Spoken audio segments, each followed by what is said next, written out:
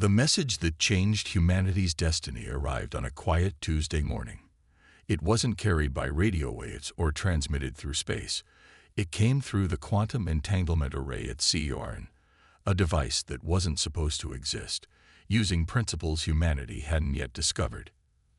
Dr. Maya Rodriguez stared at the readings, her coffee growing cold beside her keyboard. The message repeated in perfect English, defying every law of probability she knew. We need humanity's help. Earth is not the only world in danger. Within hours, the facility transformed into a hive of activity. Military personnel from a dozen nations crowded the control room, their usual rivalries forgotten in the face of what could be humanity's greatest moment, or its most elaborate hoax. The second message arrived exactly 12 hours later. This time, it came with images that silenced every doubt and argument in the room. The holographic projection showed vast ships, elegant and organic in design, locked in combat with something that seemed to devour light itself. The casualties were counted in worlds, not soldiers. We are the Concordat of free stars. The message continued. We have watched humanity for centuries, hoping you would never need to face this choice. The Void Collective consumes civilizations. They have already taken 37 species to extinction. Earth lies in their path, but you have something we need, something unique in all the galaxy. Maya leaned forward, her heart racing. What could we possibly have that advanced civilizations don't? The answer came in a whisper of quantum states: hope, determination, the ability to face impossible odds and refuse to accept defeat. We have technology. We have numbers. We have unity. But we have lost the will to sacrifice everything for a better tomorrow. We have forgotten how to believe in victory when all logic says we should surrender. The UN Security Council convened an emergency session as the Concordat's third message arrived with an offer: immediate technological uplift, membership in the Galactic community, and protection for Earth. The price: humanity would need to fight. Not just send troops or provide resources. They wanted Earth to lead the resistance against an enemy that had already destroyed civilizations thousands of years more advanced than humanity. It was a suicide mission by any rational calculation. The debate lasted 3 days. Every military analyst said it was impossible. Every game theory expert said it was certain defeat. Every diplomat advised caution and neutrality. But on the fourth morning, humanity gave its answer. The same answer it had given to every impossible challenge in its history: yes. The Concordat's representatives arrived within hours of receiving Earth's response. They were beautiful and terrible, crystalline beings that shifted like living mercury, their thoughts visible as patterns of light beneath their translucent forms. They brought with them technology that transformed human understanding of physics overnight. Maya found herself working directly with them, her expertise in quantum mechanics making her one of the few humans who could begin to grasp their science. But what fascinated her alien counterparts wasn't her intelligence or technical skills. It was her stories. They wanted to know about the Wright brothers, about Marie Curie, about the Apollo missions. They asked about firefighters who ran into burning buildings, about researchers who tested medicines on themselves, about ordinary people who stood up to tyranny against impossible odds. You don't understand, she tried to explain to Koval, her crystalline colleague. These aren't exceptional humans. This is just us. When something needs to be done, we do it. Koval's surface rippled with patterns that Maya had learned meant deep thought. That is why we need you. Our civilizations have grown too wise to be foolish, too calculated to take necessary risks. We have evolved past the point where we can do what must be done. As Maya watched the first human ships being retrofitted with Concordat technology, she understood. Humanity wasn't being recruited for its technology or its resources. They were being recruited for their flaws, their stubbornness, their recklessness, their illogical optimism. The first human volunteers began training with Concordat weapons within weeks. The technology was beyond anything Earth had dreamed of, but the principles remained the same. Point, shoot, protect. What surprised the aliens wasn't how quickly humans learned to use their weapons, but how quickly humans began to improve them. These safety protocols, a human engineer argued, they're slowing down the response time. In a fight, that could mean death. The protocols prevent the weapon from overloading, the Concordat instructor explained. Yes, but what if we needed to overload? These conversations repeated across every field of collaboration. Humans didn't just want to use the alien technology. They wanted to push it to its limits, break it, rebuild it, make it do things it was never designed to do. As the first month drew to a close, the Void Collective's advance continued. 3 more systems fell to their onslaught. But for the first time in decades, the Concordat's tactical simulations showed a change. A chance of victory had appeared, small, improbable, requiring everything to go right, and still demanding sacrifices that any rational species would consider unconscionable.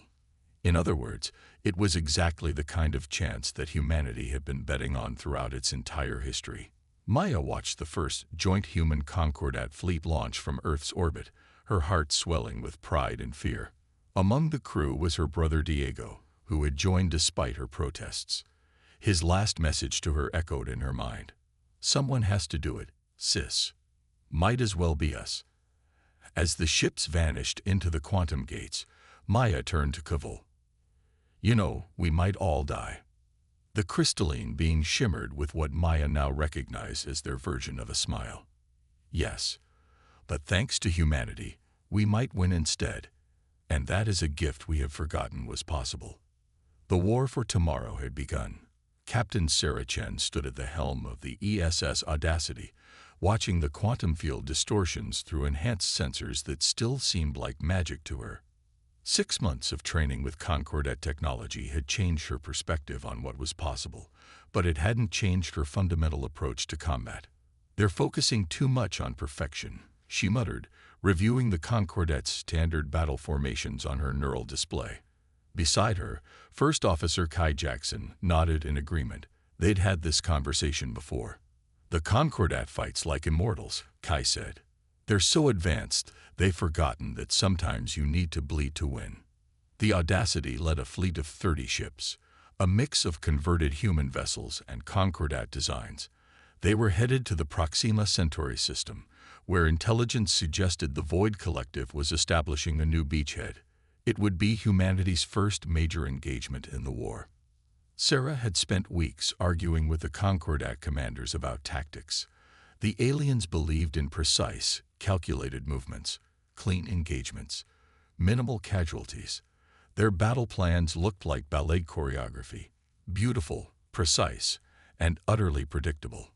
"All ships, this is Chen," she broadcast to the fleet. "I know we've drilled the Concordat protocols, but remember your human training. War isn't clean. War isn't perfect. We're about to show them how Earth fights." The quantum sensors flared as the fleet dropped out of FTL. The Void Collective's presence was immediately apparent. Massive ships that seemed to bend space around them, their surfaces absorbing light like black holes. Enemy count higher than intelligence estimated, the Concordat liaison officer, Telshar, announced. Their crystalline form pulsed with concern. "Tactical analysis suggests withdrawal is the optimal." "Belay that," Sarah cut in. "All ships, execute Formation 0. Telshar's surface rippled in alarm. "Formation 0 is not in the approved tactical database." "That's because we just made it up," Kai grinned. "All human ships, you know what to do. Concordat vessels, maintain position, and prepare to support." The human ships broke formation, scattering in what appeared to be chaos. The Void Collective ships, used to fighting the precise patterns of the Concordat, hesitated. That hesitation was all they needed. "Execute primary plan," Sarah ordered. "Show them what happens when you let humans modify your weapons." The human ships had spent months adjusting their Concordat weaponry. Safety protocols were bypassed. Power limiters were removed. Energy systems were pushed well beyond their design capabilities. The Audacity's main cannon fired, its beam burning brighter than a sun. The weapon's housing began to melt, but Sarah had expected that. They wouldn't need it for long. All ships, concentrate fire on designated targets, she commanded. And remember, if your weapon isn't on the verge of exploding, you're not trying hard enough. The battle that followed would be studied for decades.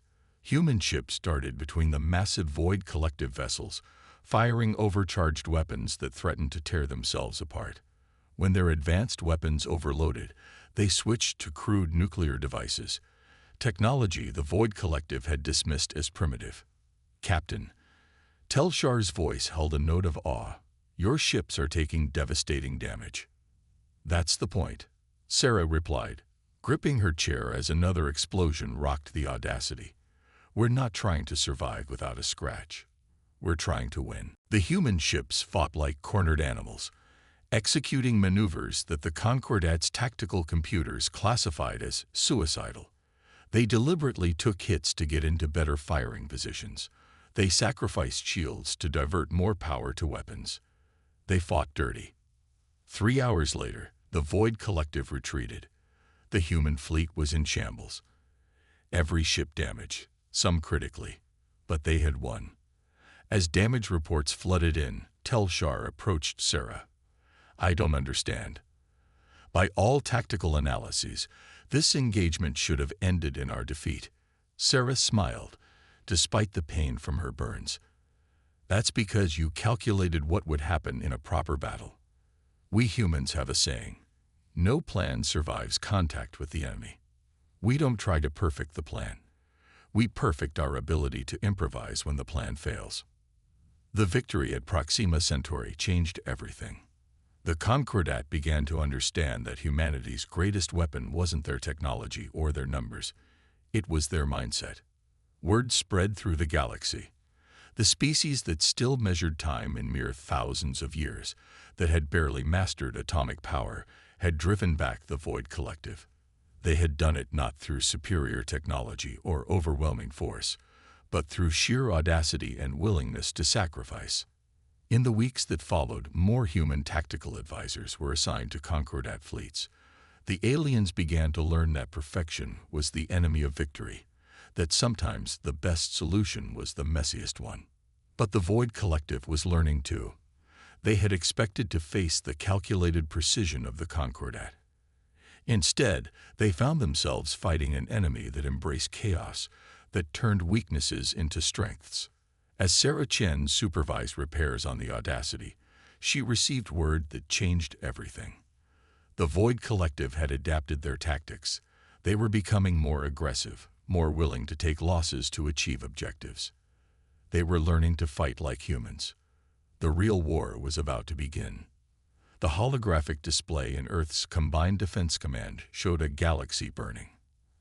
Admiral James Chen, Sarah's father, watched as another system winked out, another civilization fell. The Void Collective had evolved, incorporating human unpredictability with their overwhelming technological superiority. We taught them too well, he muttered, his weathered face reflected in the stellar map. Behind him, Maya Rodriguez worked frantically at her quantum interface, trying to decode the latest tactical data. Not too well, she countered, just enough to make them dangerous. But they're still missing something fundamental about humanity. The door slid open, admitting a battered Sarah Chen. Her left arm was now synthetic, a parting gift from her last engagement with the Void Collective. The Concordat's medical technology could have regrown her natural arm, but she had insisted on the cybernetic replacement. It's faster, she'd said. We don't have time for perfection anymore. The Centauri defense line has fallen, Sarah reported without preamble. We held them for 72 hours. Should have been impossible. Wasn't enough. The room fell silent. The Centauri line had been humanity's masterwork, a series of fortified systems designed to channel the Void Collective's advance. Its fall meant Earth was now directly in the invasion path. Show me the battle data, James ordered.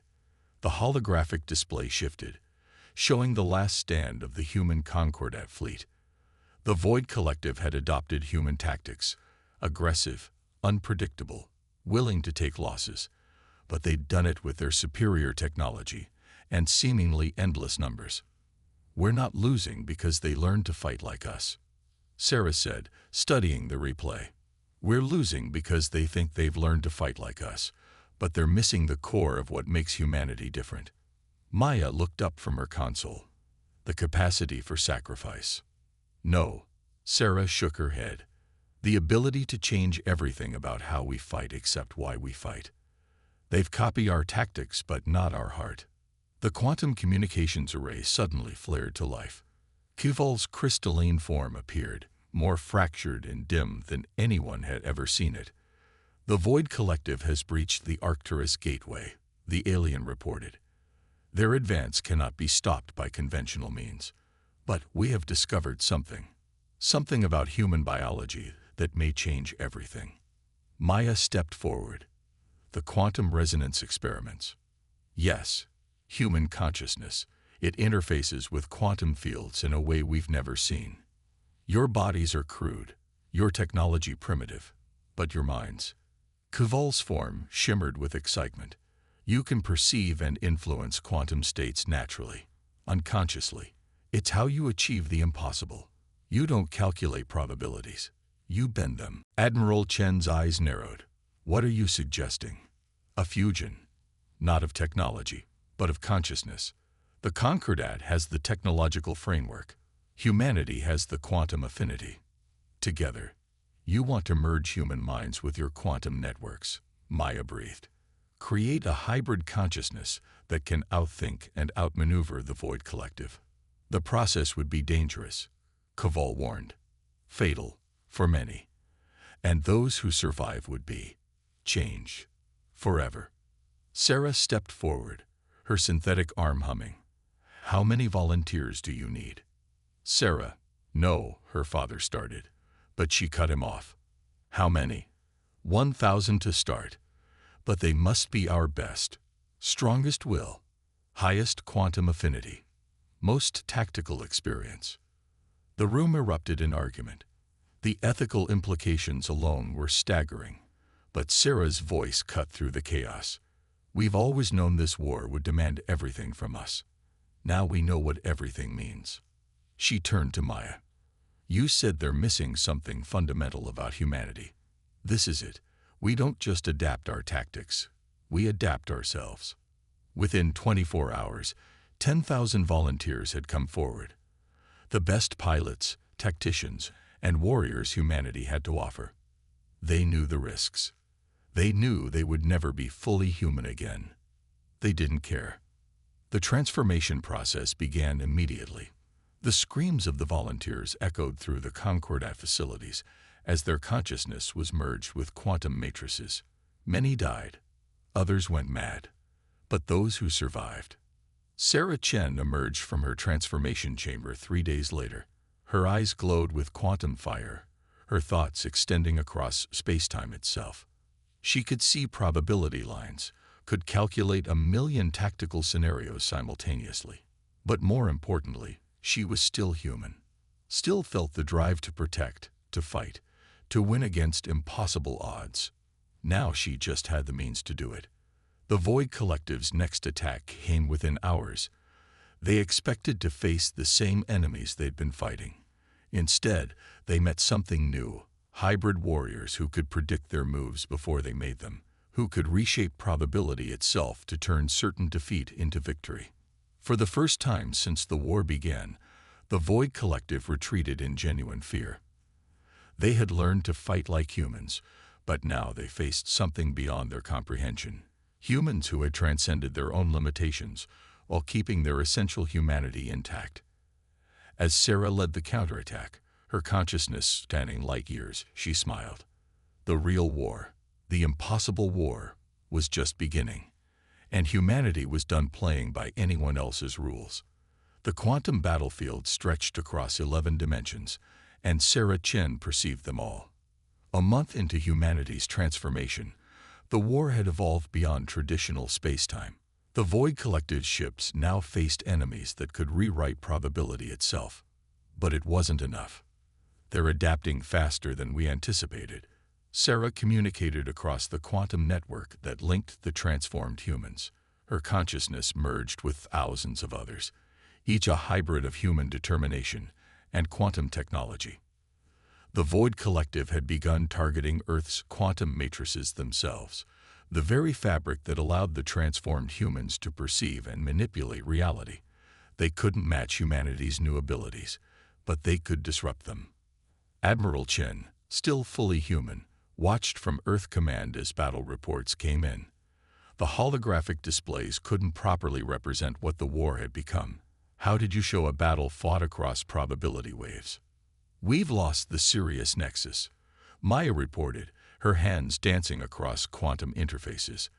Though not transformed herself, she had become the primary translator between baseline humans and their transformed counterparts. They're using some kind of quantum nullification field. Our enhanced soldiers, they're being cut off from their abilities. The implications were clear. The Void Collective couldn't match humanity's quantum warriors, so they were finding ways to turn them back into normal humans mid-battle. The results were devastating. Sarah felt it happen to her squad mates. The sudden silence as their enhanced consciousness was ripped away, leaving them alone in normal spacetime. Overwhelmed by enemies, they could no longer predict or outmaneuver.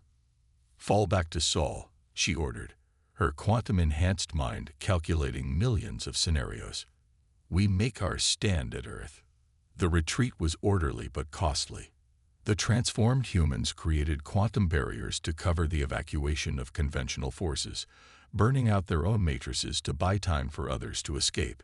Each sacrifice sent ripples through the quantum network, felt by every enhanced soldier. Earth's defenses had been revolutionized.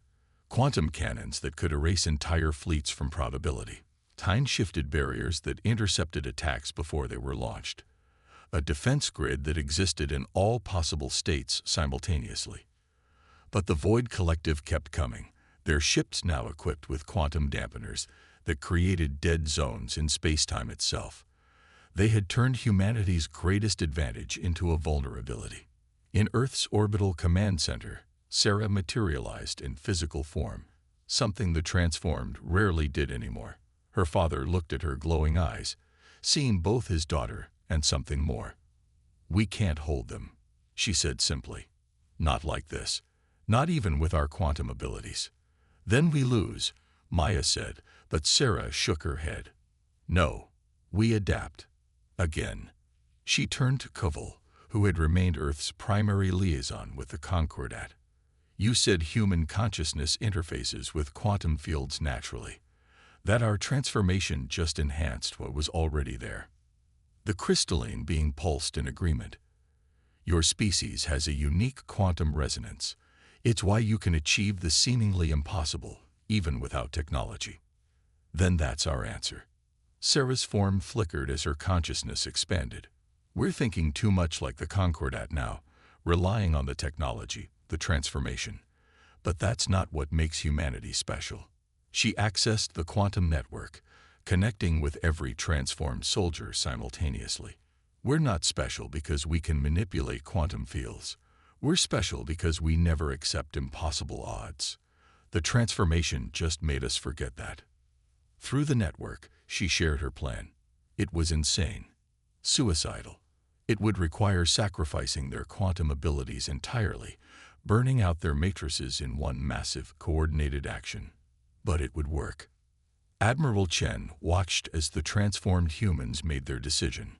One by one, they manifested in physical form around Earth's orbit, thousands of glowing figures, each knowing this would be their last act as quantum beings. "They'll expect us to retreat when they deploy their nullification fields," Sarah explained to the human commanders. "To pull back and try to preserve our abilities. Instead, we're going to give up those abilities voluntarily. All of us. At once." Maya's eyes widened as she understood. The quantum backlash will be beyond anything they can predict or counter. Sarah finished. One last probability manipulation on a scale they can't possibly prepare for, because no rational species would ever willingly give up such power. The Void Collective's main fleet appeared at the edge of the solar system. hundreds of thousands of ships, each equipped with quantum dampeners. They expected to face desperate quantum warriors trying to preserve their advantages. Instead, they faced humanity at its most fundamental, willing to sacrifice everything to achieve the impossible. As the enemy fleet advanced, Sarah looked at her father one last time, her eyes still glowing with quantum fire. "See you on the other side, Dad." Then she rejoined the network for one final battle. The war for Earth was about to enter its final phase, and humanity was about to remind the galaxy that their greatest strength had never been their technology or their quantum powers. It had always been their will to win, no matter the cost. They said it looked like a new star being born, the simultaneous detonation of thousands of quantum matrices, each powered by a human consciousness, created an event unprecedented in galactic history. The transformed humans, led by Sarah Chin, didn't just destroy their enhanced abilities. They weaponized the very act of giving them up. The quantum backlash rippled through space-time itself. Probability waves collapsed across the solar system. Reality shuddered as human consciousness, enhanced beyond comprehension, and then suddenly released, tore holes in the fabric of existence. The Void Collective's fleet, designed to nullify quantum abilities, found themselves trying to dampen an explosion of quantum energy beyond anything their calculations had predicted. Their nullification fields, instead of protecting them, acted as conductors, channeling the backlash directly into their ship systems. Maya Rodriguez, watching from Earth Command, saw the impossible made real. The enemy fleet didn't just die. It ceased to exist across all possible timelines. The quantum backlash had erased them not just from space, but from probability itself. But the cost was beyond measure. The transformed humans, their consciousness expanded across 11 dimensions, had sacrificed not just their enhanced abilities, but their very sense of self. As their quantum matrices overloaded, each of them experienced death across infinite possibilities simultaneously. Admiral Chen stood at his command post, tears streaming down his face as he felt his daughter's consciousness shatter across reality. The quantum network's death scream echoed through every human mind on Earth, a reminder of what had been gained and lost in a single moment of ultimate sacrifice. Then, in the silence that followed, something extraordinary happened.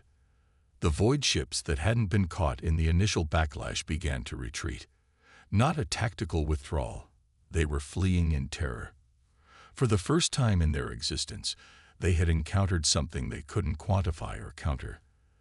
The human willingness to sacrifice everything, not just for victory, but for the chance at victory. But the story wasn't over.